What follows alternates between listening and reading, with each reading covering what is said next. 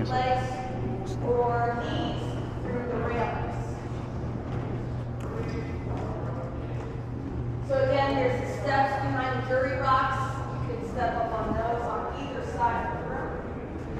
And it looks like we have everybody now, so I would like to welcome you all to Independence Hall here at Independence National Historical Park. My name is Suzanne. I'm one of the park rangers with the National Park Service. And you have come to a very historic building, but also quite an original building. Today, we have from this 292-year-old building, bricks on the outside that are 90% original from that time frame, while on the inside here, 60 to 70% on average with the woodwork. You'll notice that there's a shelf that goes around 3/4 of the room. From that shelf up to the ceiling is where you would find, particularly to this space, the original woodwork. So all of those carvings that you see were in fact done so by hand by a carpenter's company who is still around to this day, just celebrating their 300th anniversary this year. And they are down just a couple blocks from us at Carpenter's Hall, and you can visit them most days of the week between 10 and 4. By all means, go check them out. They are a partner. But also right now, it's towards the end nowadays, but the commemoration of the First Continental Congress's 250th is going on right now. So definitely worth your time if you are in the city for yet another day. So we have to think about, first of all, why is this building constructed? And I can tell you right now that the people who funded this building through the Assembly of Pennsylvania, as well as those carpenters who put this building together, they cannot even begin to fathom the history that would come through these walls. They are constructing simply the Pennsylvania State House, in which they would have the Pennsylvania Supreme Court chamber in this room. We'll be in the Assembly room next, and the Governor's Council chamber is upstairs. So all of this is done in the English tradition. So this room is practicing English common law. The laws across the hallway that are coming out of the assembly room are more local based, but they still are based in English common law, which is coming to them 3,000 miles away from Parliament. And if you're wondering if you were able to time travel and come back to this room and find out when exactly you were here, there's certain ways to tell. If you came back in time right now and saw that same painting up there, you've come back to 1785 or later. That is the seal of Pennsylvania, and that is the same depiction that you see on the Pennsylvania flag today. But if that spot was not void, but rather had this in it, then you've come back to the colonial era. This is the coat of arms of King George III. It represents England and Scotland by the animals, and then King George III specifically with the crest in the middle. And that will come proudly on the wall in this room. So that way you knew that you were being held to the standards of a British citizen. However, this is what ties them all together. This is the one single common thread amongst the colonies. Otherwise, they all were founded for different purposes. And yet, it's that single thread that still ties them to England, again, across the ocean, several thousand miles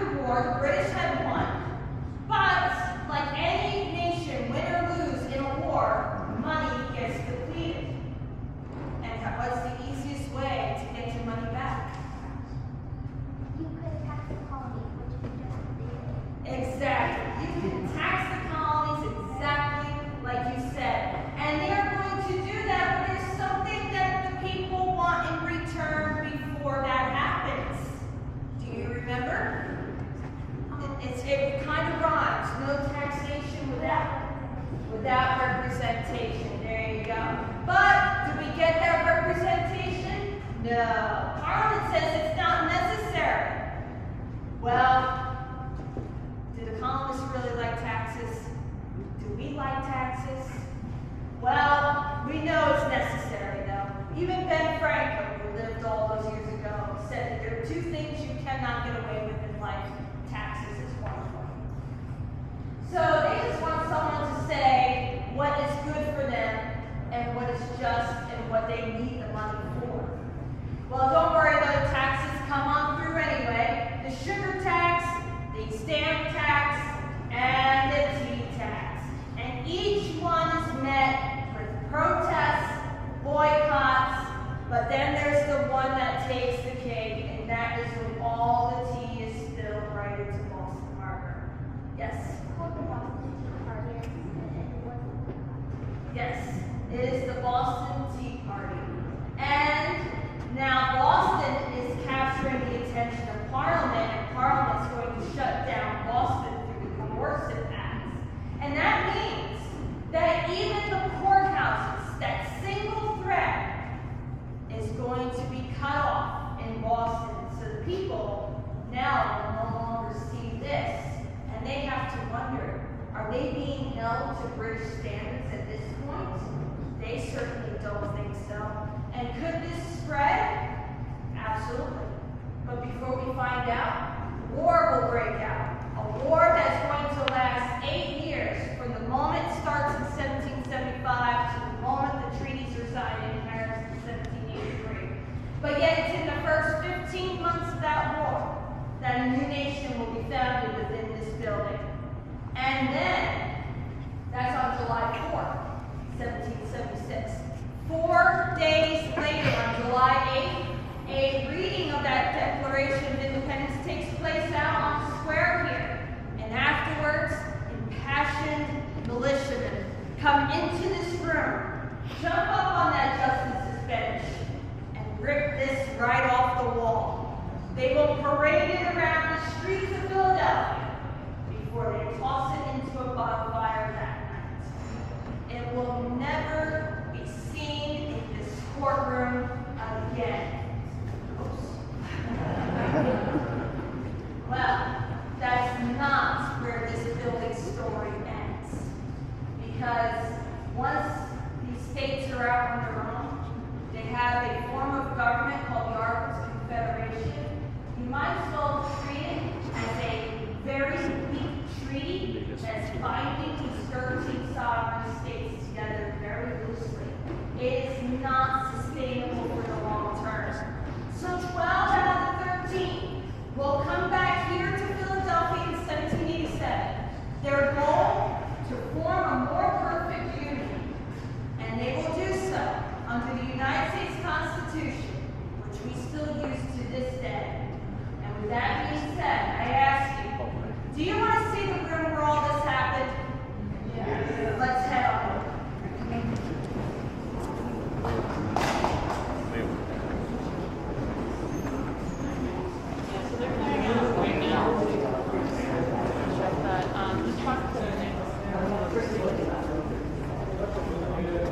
Freaking big old feather shoes.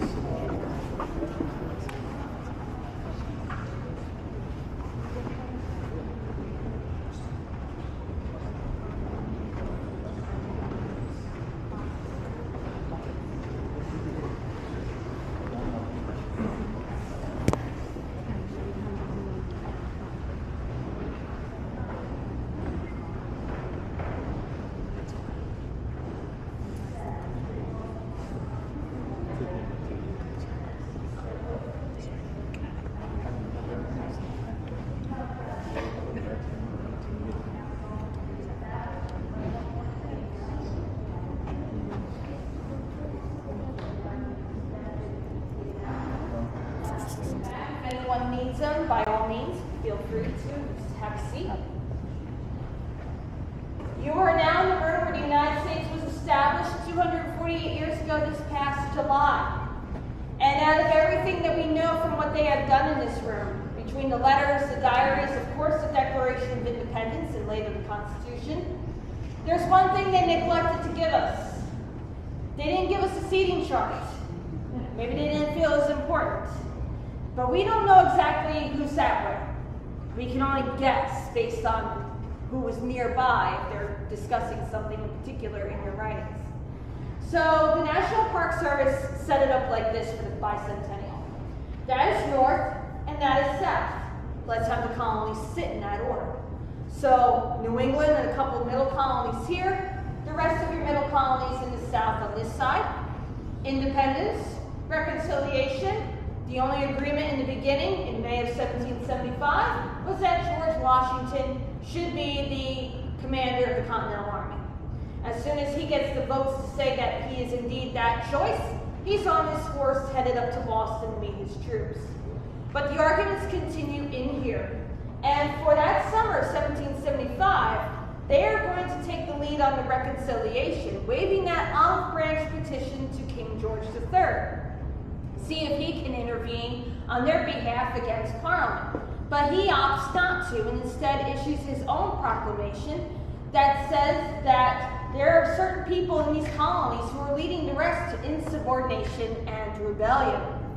That angers folks on this side of the room, particularly John Adams in Massachusetts. He wants independence like yesterday. However, he knows how to get in his own way, and he knows exactly how to say the wrong thing at the wrong time. And his allies are worried about this. So they are going to seek out somebody else who is a bit more popular, someone who's a bit friendlier, and someone who can just be that hook for the South. And they find that in Richard Henry Lee of Virginia. In June of 1776, Lee comes back with a series of resolutions that state that these united colonies have the right and are all to be free and independent states.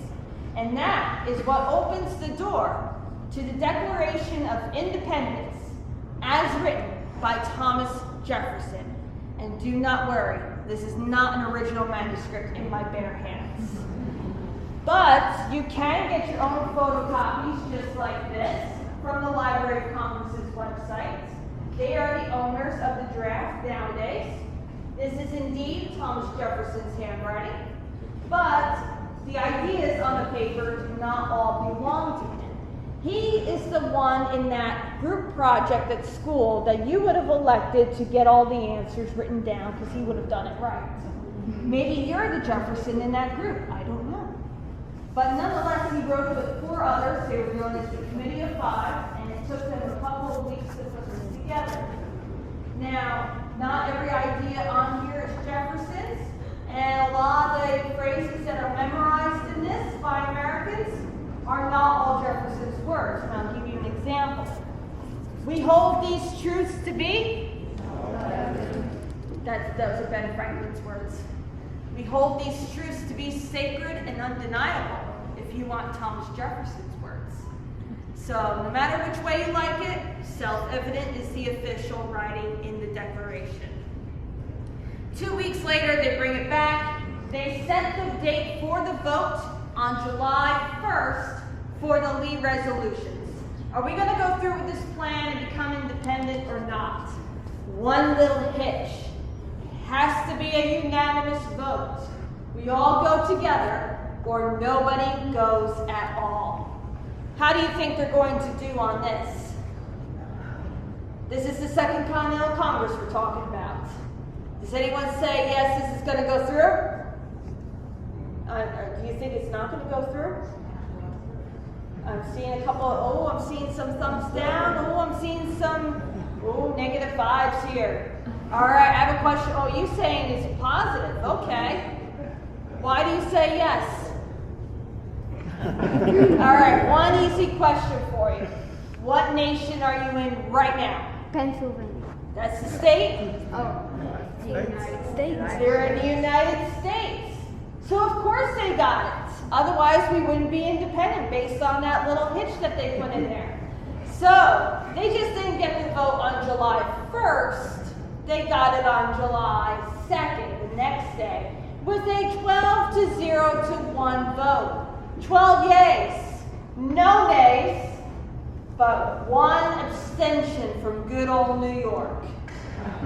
New York does not vote at all because they have no idea what their home assembly would want them to do. They have not gotten directions in months. So they're going to wait and listen to their home assembly instead of taking it upon themselves. But John Hancock knows that New York City is going to fall to the British. Now, what he doesn't know is that this occupation will last for the remainder of the war. So it's going to be years. New Yorkers are not going to stand for any time of occupation. They will come through with a yes vote. Just give them 2 more weeks to get here. July 15th, with a yay vote in hand. But back on July 2nd, John Hancock knows that New York is good for it. He will allow this vote to go through. And now John Adams, he's the happiest man in the world. He has his independence. And he writes home to Abigail, his wife, several times over the next few days. And on July 3rd, in that specific letter, he's telling her how future Americans, he suspects, will celebrate with parades, bonfires, and illuminations. We call those fireworks nowadays. But he says it will always be done so on July 2nd. July 2nd, because he's going based on the Lee Resolution Day. Hey, we said we're going to do it. Why not celebrate that day? But Americans celebrate the 4th of July, and that happens to be the date they put on top of the Declaration of Independence. But wait a minute. They're already been sitting on this document for nearly a week. And now it's 2 days later since they adopted the Resolution for Independence. What are these guys doing in here? They're editing his original draft to make it match 13 colonies. So 86 edits, 25% of the document will be tossed out the window. 86 edits are spelling changes, word choice changes, but more importantly, in the document here, in the middle, are a list of grievances against the king, one of which blames the king for the transatlantic slave trade.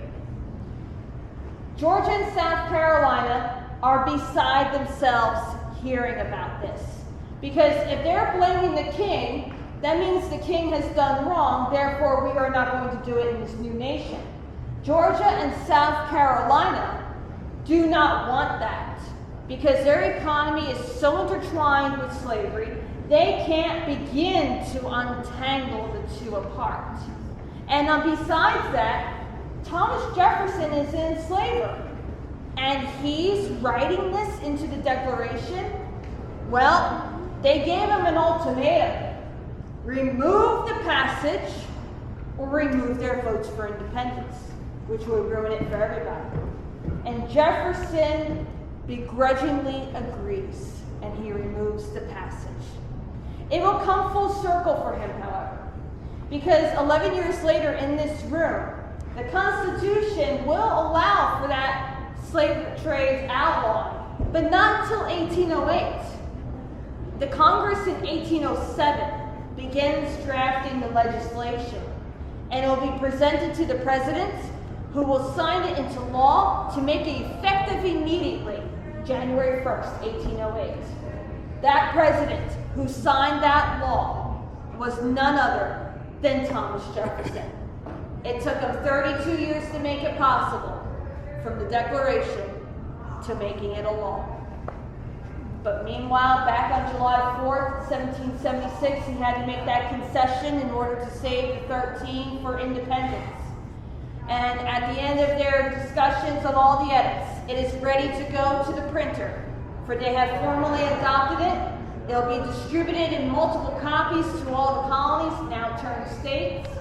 And Timothy Matlack, on July 19th, will be given the job to handwrite this out. He will have it done by August, one tiny mistake, and then they will start signing it on August 2nd. All but probably one signature on that particular day.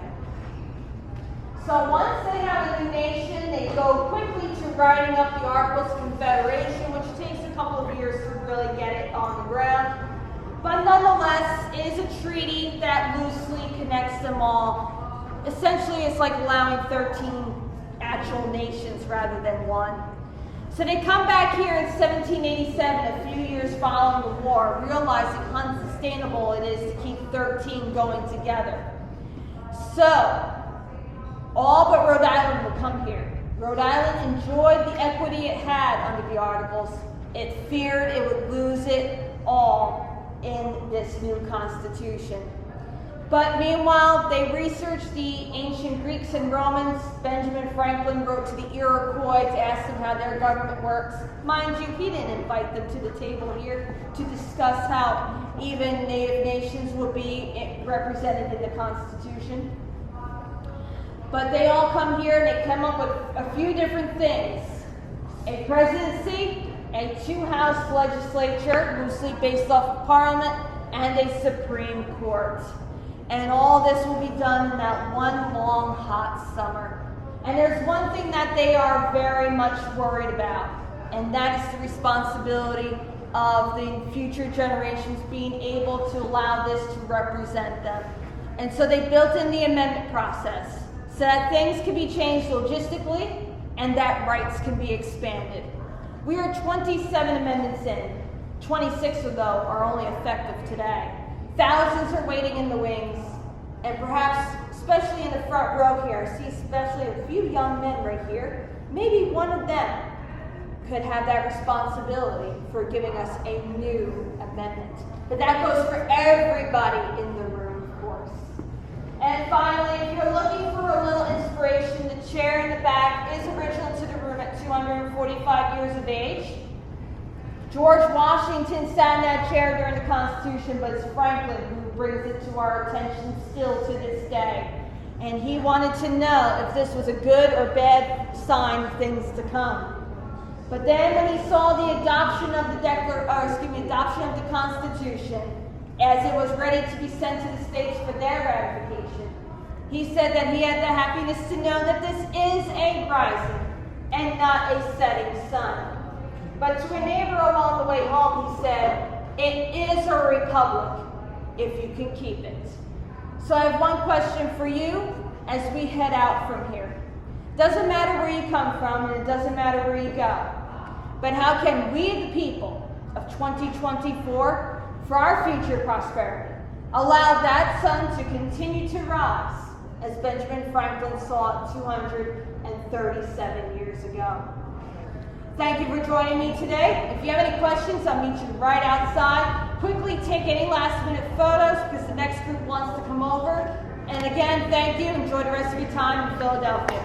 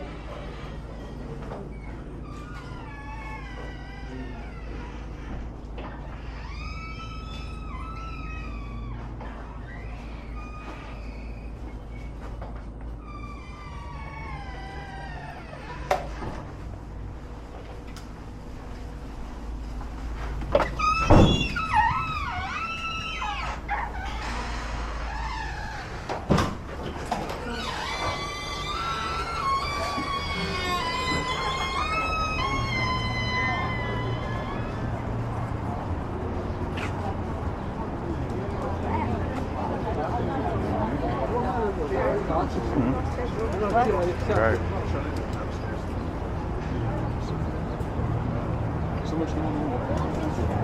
我们还要再去多久？我们还要再去。